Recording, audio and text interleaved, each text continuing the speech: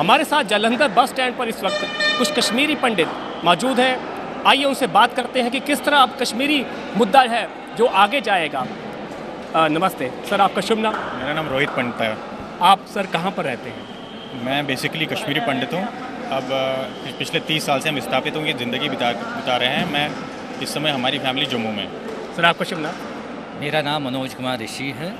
मैं भी विस्थापित हूँ, कश्मीर छोड़ के हम आए हैं और इस टाइम अब काम के सिलसिले में मैं जालंधर रह रहा हूँ। अब कश्मीर का जो मसला है, क्योंकि अभी तो ये फ्रंट पे आ गया, आपको क्या लगता है कि सॉल्यूशन क्या है?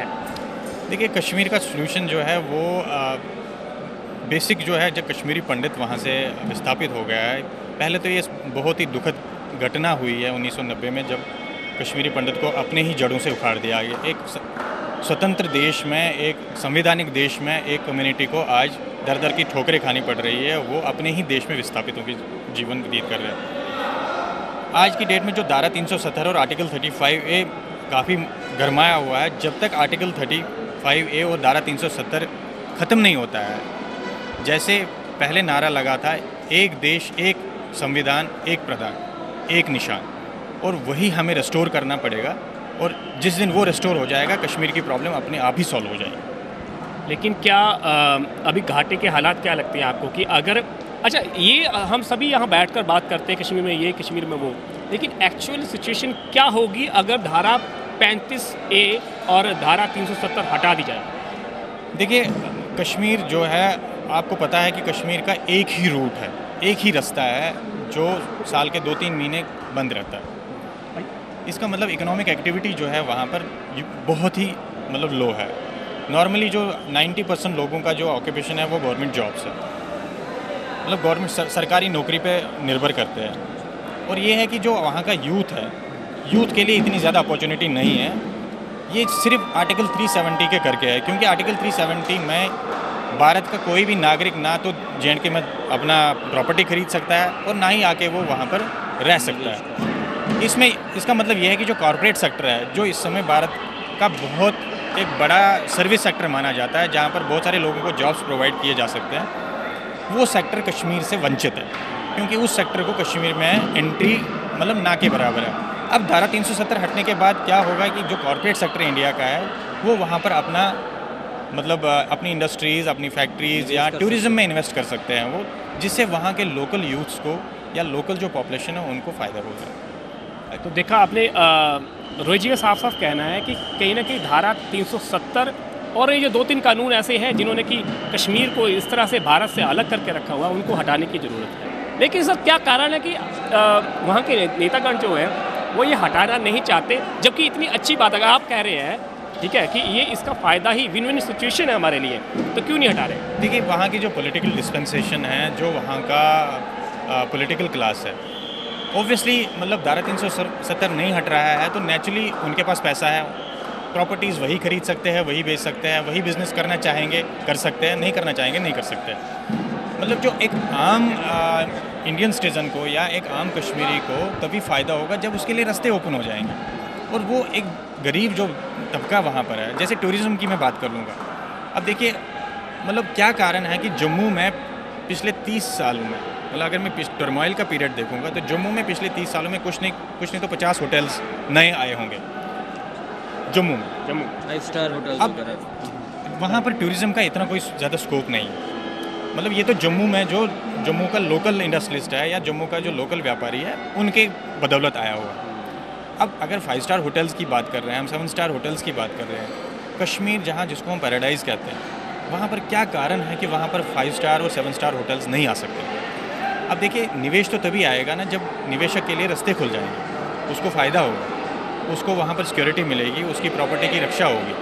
तो जिस दिन वहाँ टूरिज़्म सेक्टर में वहाँ पर 5 स्टार होटल्स, 7 स्टार होटल्स आएंगे, मॉल्स आएंगे, मल्टीप्लेक्सेस आएंगे, तो नेचुरली जॉब्स तो अपने आप ही ओपन हो जाएंगी। तो वहाँ के यूथ को बाहर आने की ज़रूरत नहीं है, उनको वहीं पर बहुत अच्छे जॉब्स मिल जाएंगे। और कश्मीर में मतलब टूरिस्ट मैप, जो आज का टूरिस्ट मैप, उसको छोड़ के वहाँ पर ऐसी लाखों प्लेसेस है जो लोगों को पता ही नहीं है, जो अभी अनवेंचर्ड है, अनट्रैप्ड है। तो उन प्लेसेस तक मतलब लोग टूरिस्ट जा सकते हैं। टूरिस्ट को क्या चाहिए? टूरिस्ट को अगर कल को कोई आएगा, उसको अपने जान माल की हिफाजत चाहिए, उसको फैसिलिटी चाहिए, उसको सिक्योरिटी चाहिए, उसको बेटर ट्रांसपोर्टेशन चाहिए। वो तो तभी पॉसिबल है ना जब इंफ्रास्ट्रक्चर वहाँ लग सकता है। और वहाँ का पॉलिटिकल क्लास अपने में तो इतना सक्षम नहीं है कि मतलब वो इतना बड़ा इंफ्रास्ट्रक्चर वहाँ लग सके। बाहर की कंपनियों को लगाने नहीं देंगे तो नेचुरली यूथ्स के लिए तो फिर फ्रस्ट्रेशन होती ही है ना। मैं तो मानता हूँ यूथ तो क्या करेगा, वो फ्रस्ट्रेट हो जाएगा, फिर वो तो उल्टे सीधे काम ही करेंगे।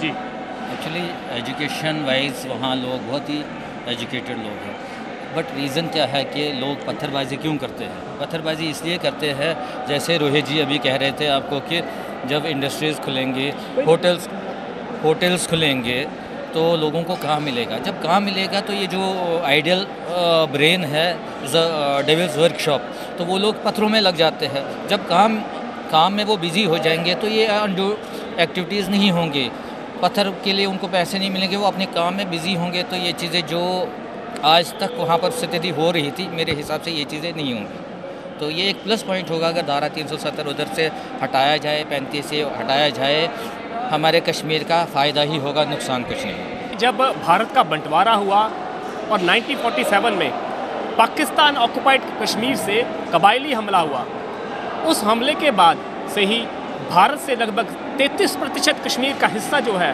वो छीन लिया गया। अब जानते हैं कि 1947 से लेकर 1990 तक तो सब चीज़ें ठीक थी, काफ़ी हद तक ठीक थी, यानी कि कम से कम हमारे कश्मीरी भाई वहाँ पर रह रहे थे। लेकिन 1990 में ऐसा क्या हुआ कि कश्मीरी पंडितों को अपना ही देश छोड़ना पड़ गया?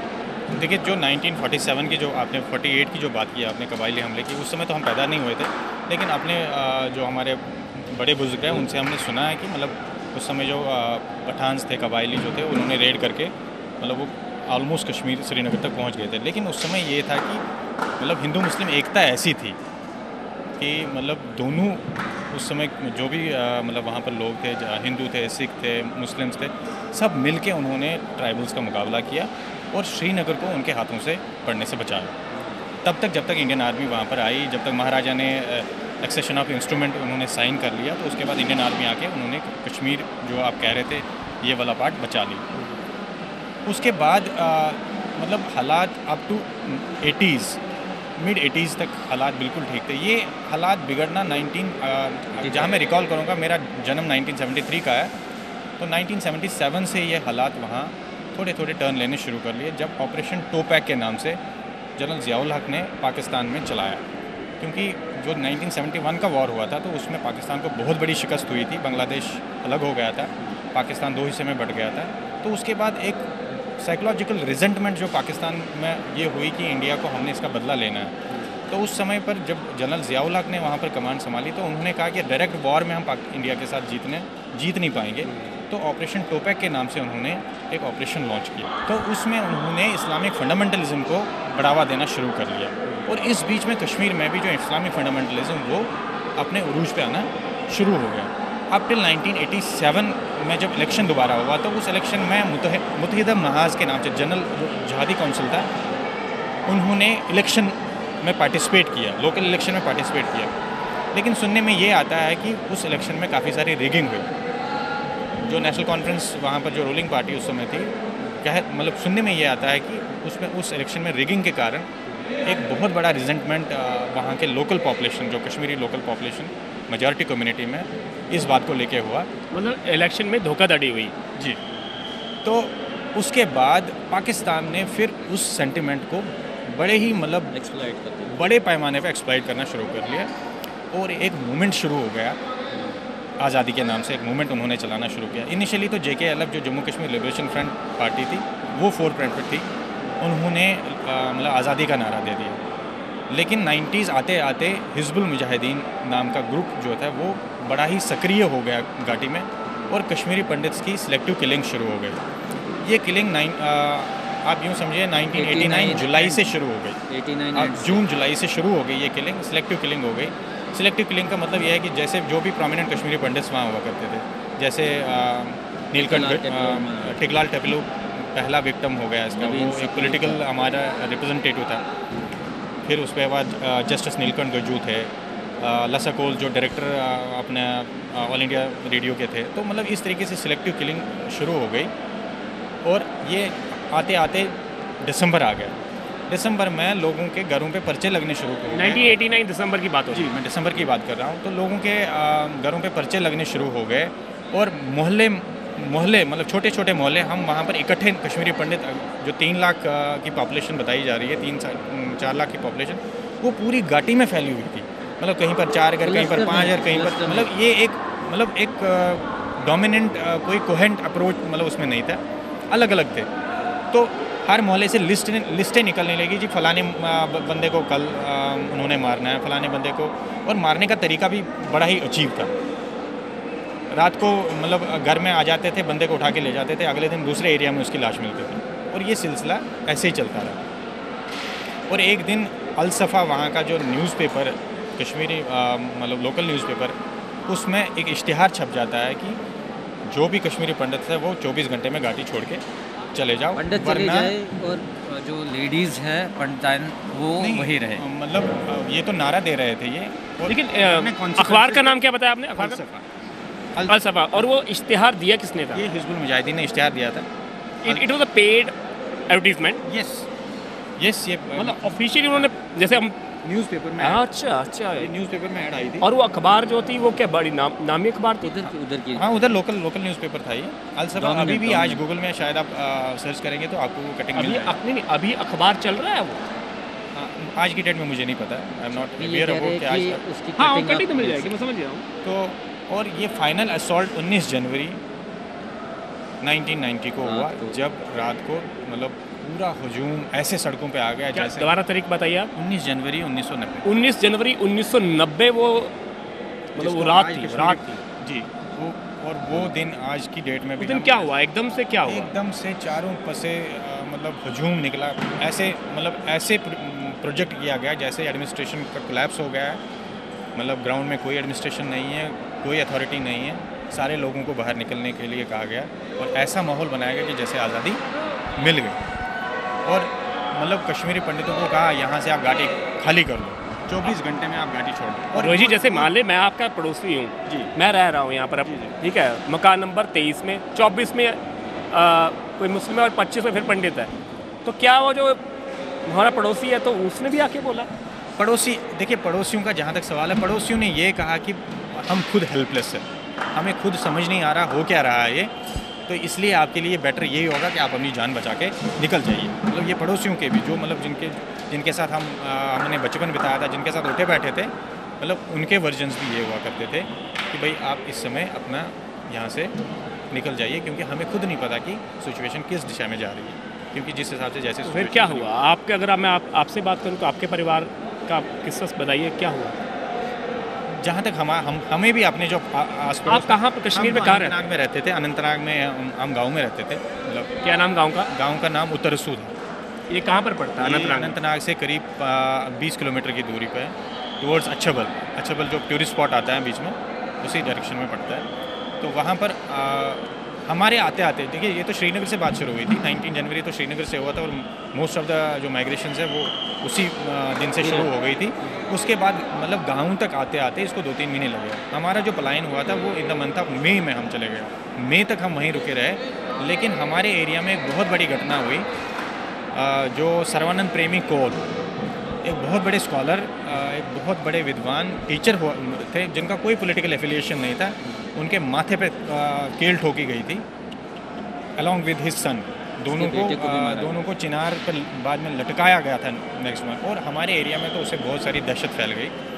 दहशत इस कदर फैल गई कि मतलब उस इंसिडेंट ने हमारे सारे एरिया को खाली कर दिया। हमारा एरिया अगर मैं किलोमीटर के हिसाब से बताऊंगा तो करीब 50 किलोमीटर के रेडियस का इलाका था, जिसमें कुछ नहीं तो और 400-500 फैमिलीज़ का पलायन मतलब इस दर्दनाक घटना से मतलब हो गया। और इस तरीके से सारी घाटी धीरे धीरे खाली हो। मेरा एक आपसे एक सवाल है रोहित जी कि क्या कश्मीरी मुसलमानों के मन में आज की डेट में आपके लिए कोई प्रेम है कि यार आप आ जाओ? आज 30 साल हो गए हमें पलायन। मैं स्पष्ट सी बात करूंगा, जो 30 साल पहले 1990 में जिस बच्चे ने कश्मीर में जन्म ले लिया, वो आज 30 साल का नौजवान है। जिस बच्चे ने जम्मू में या पलायन के दौरान या ट्रांजिट कैंपों में या शरणार्थी कैंपों में जन्म लिया, वो आज 30 साल का नौजवान है। मुझे ये बताइए उस 30 साल के नौजवान जो वहाँ पैदा हुआ और यहाँ के 30 साल के नौजवान के क्या क्या सेंटिमेंट है आपस में? अब इमोशन उस इमोशन को हम कैसे जोड़ेंगे? कोई इमोशन नहीं होगा। देखिए एक लार्ज पॉपुलेशन वहाँ पर भी आज की डेट में, जिनको कश्मीरी पंडित कौन थे ये इसका कोई अंदाज़ा नहीं, इनको पता ही नहीं है। और हमारे साइड से भी ऐसी एक साइजेबल पॉपुलेशन है जिनको पता नहीं कि हम वहाँ पर को एग्जिस्टेंट कैसे थे, मतलब किस तरीके से हम इकट्ठे रह रहे थे। अब देखिए मतलब आज की डेट पौधा जो जड़ों से उखड़ ही चुका है, सूखेगा ही वो। और कोई भी समाज रवि जी, एक चीज़ मैं आपसे कहता हूँ कि कश्मीर छोड़ने से हम लोगों का बहुत नुकसान हो गया। जैसे नुकसान की बात करें, हमारा जो कल्चर है, हमारी एक शिवरात्रि भी आ रही है, बहुत बड़ा त्यौहार है। अब आजकल के बच्चे नौकरी के करके बहुत स्टेट्स में जा चुके हैं, कोई वापस नहीं आ पाता है शिवरात्रि में। ये हम कश्मीर में इकट्ठे मनाते थे, इवन मुस्लिम्स भी हमारे पास आते थे, हमारे सरदार भाई भी हमारे पास आते थे इस दिन। लेकिन अब वो वाला माहौल रहा नहीं, एक बात है। दूसरी बात, जब से हम कश्मीर छोड़कर आ गए, हमारी पॉपुलेशन कम होती जा रही है। उसका रीज़न ये है कि अक्रॉस मैरिजेस शुरू हो गई है, जिस करके अगर हम कश्मीर में होते तो शायद हमारा जो पौधा था वो धीरे धीरे मोटा ही होता, लेकिन अब ये श्रिंक होता जा रहा है। इसलिए हम वाकई चाहते हैं कि हमारे लिए सरकार कुछ सोचे, हमारे को भी एक जगह मिल जाए, कश्मीर मिल जाए हमें, ताकि हम एक जगह रहे। हम अपना जो सारा कुंभा है, कश्मीर पंडितों का कुंभा है, एक जगह रहे, हमारी आइडेंटिटी ज़िंदा रहे, नहीं तो एक्सटिंक्ट होते जा रहे हैं। मनोज जी ने जो बात कही है, मैं आपको बताना चाहता हूँ कि भारत सरकार ने एक बार सोचा भी था कि एक कश्मीरियों की कॉलोनी वहाँ पर बना दी जाए एक बड़े स्तर पर, लेकिन उसका वैली में जो अलगाववादी लोग हैं, जो कि पाकिस्तान परस्त लोग हैं, उन लोगों ने बड़ा कड़ा विरोध किया था उसका। तो सर क्यों किया विरोध, और ये पॉसिबल क्यों नहीं हो पा रहा है? देखिए जहाँ तक विरोध की बात है, मतलब वहाँ पर मैं फ्रैंकली बताऊँ, इस्लामिक फंडामेंटलिज्म जो है वो आज की डेट में वहाँ पर पूरे चरम पे, और वही एक कारण है जो वहाँ आज भी वहाँ पर एक सेक्युलर मुस्लिम है, एक सेंटिमेंट है जो एक साइजेबल पॉपुलेशन वो भी है, लेकिन वो उस फंडामेंटलिज्म के नीचे इतना दब चुका है कि उनकी आवाज़ भी दब गई है। आज भी अगर आप देखेंगे, मेजॉरिटी ऑफ द जो वहाँ का एजुकेटेड क्लास है, जो वहाँ का सेक्युलर मुस्लिम है, मतलब उसका बच्चा हो सकता है वहाँ कश्मीर में नहीं, वो कहीं और पढ़ रहा होगा, क्योंकि वो नहीं चाहते कि हम उनके बच्चों की वो परवरिश हो जाए। लेकिन अनफॉर्चुनेट ये है कि जो फंडामेंटलिज्म है वो ऐसा वहाँ पर हावी हो गया है कि वहाँ पर कोई भी जो वहाँ का लोकल भी चाह के भी वो बात नहीं कर पाता, और जिसके कारण, और ये एक चंद लोग हैं ये, जिनके कारण ये जो टाउनशिप या जो कश्मीरी पंडितों का एक जगह पर बसाने का जो प्रोग्राम गवर्नमेंट ऑफ इंडिया का, उसका विरोध हो गया। तो अनंतनाग के पास इस संदर्भ में मैं एक और बात कहूँगा, किसी भी समाज को अगर कहीं पर आपने रिहेबिलिटेट करना है, देखिए कोई भी समाज बसाने के लिए हम कोई नोमैड्स तो नहीं है ना, मतलब, और हम विस्थापित किसी इंटरनल डिस्प्लेस, किसी मतलब क्या कहते हैं इसे, प्राकृतिक आपदा के कारण तो हम विस्थापित नहीं हुए ना, जैसे कोई आगजनी हुई या बोंचाल आ गया या सैलाब आ गया तो जी हम डिस्प्लेस हो गए और अब वो सिचुएशन ठीक हो गई, हम वापस जा रहे हैं, ऐसा तो नहीं है।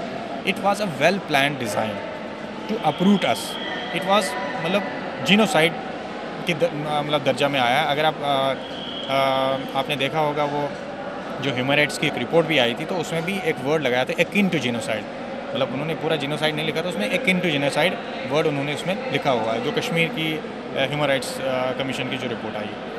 अब किसी समाज को दूसरी अपनी जगह पर या कहीं भी बसाने के लिए कुछ इंस्टीट्यूशंस की ज़रूरत होती है।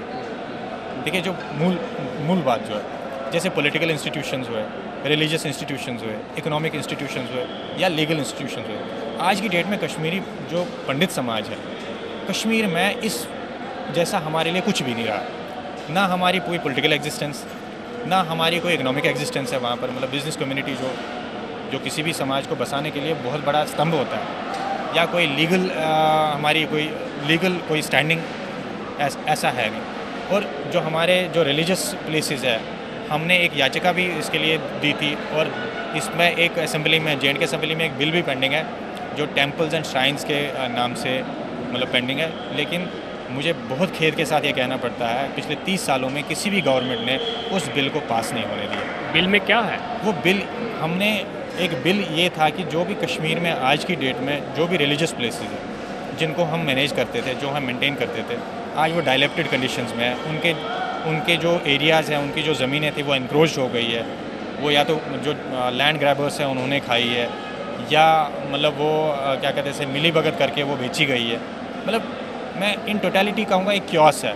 हमने सरकार से ये अपील की थी कि एक बिल बनाया जाए, बिल के माध्यम से एक बोर्ड बन जाएगा जिससे हम उन अपनी प्लेसेस का संरक्षण कर सकें, एग्जाइल में भी उनका संरक्षण। लेकिन अनफॉर्चुनेटली वो बिल आज तक पास नहीं हुआ। आतंकियों के फरमानों ने कश्मीर घाटी को अपने लपेटे में ले लिया था।